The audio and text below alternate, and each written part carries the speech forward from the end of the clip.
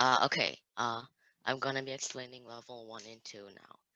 Okay, so David randomly chooses 3 numbers from the numbers 1 through 30, and what is the probability that their sum is a multiple of 3?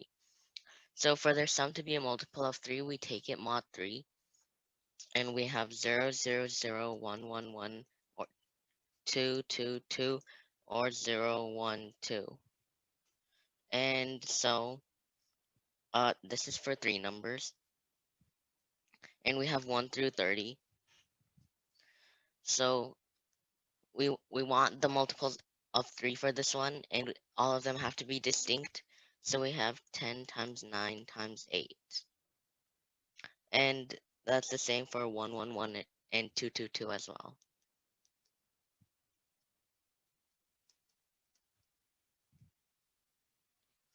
Okay, and there's 0, 1, 2 as the final case, and there are 10 of each. Because in 30, there are 10, 0 mod 3, 10, 1 mod 3, and 10, 2 mod 3. And this is not all the same. So there are a total of 6 permutations for this. So in total, we have 6,000 plus 10 times 9 times 8 times 3, which is 90 times 24. And that's the numerator. And the denominator is randomly choosing 3 numbers from 30. For here, we have order matters. So when we randomly choose 3 numbers, we have 30 times 29 times 28 because order matters. So we have 90 times 24 over 30 times 29 times 28, which means 3 times 24 over 29 times 28. And when you calculate this out, uh, you get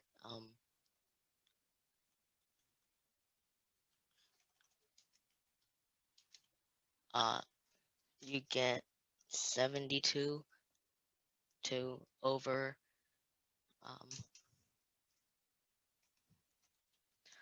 812, which is um, 72 over 812, which is 18 over 203. Okay, next problem. A square in the coordinate plane has vertices with y coordinates, which are 0, 3, 4, and 7. And this is a diagram. And we want to find the side length of the square. Okay, so the difference between the y coordinates for these two means that this is 3. And the difference between y coordinates for here means that this is 4. And so the difference between the y coordinates here makes this 4. And the difference between these two makes this 3. And so this is 3, this is 4.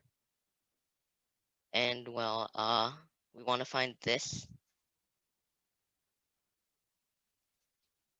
which is 5. Uh, sorry for the bad drawing, I guess. My drawing skills aren't that good. Yeah, that's level 1 and 2.